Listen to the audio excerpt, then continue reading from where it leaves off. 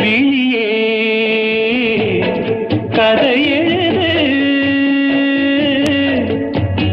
கண்ணீரில் எழுதாதே மஞ்சள் வானம் தென்றல் சாட்சி உனக்காகவே நான் வாழ்கிறேன்.